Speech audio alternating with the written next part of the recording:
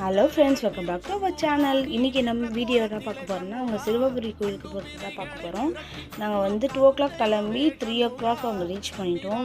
போகும்போதே செம்ம கூட்டம்.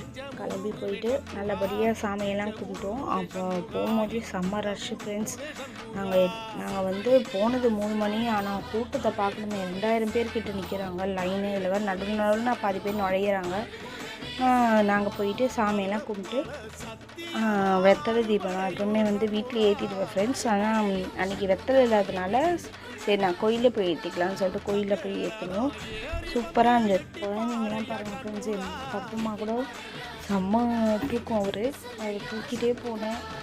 அதை சாமி கும்பிட்டு நல்லபடியாக சாமி கும்பிட்டு முருகரை நல்லா வேண்டிட்டு நாங்கள் வீட்டுக்கு கிளம்பிட்டோம்.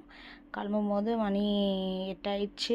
அப்படியே அங்கேருந்து வர 1 hour ஆயிடுச்சு எங்களுக்கு வர்றதுக்கு.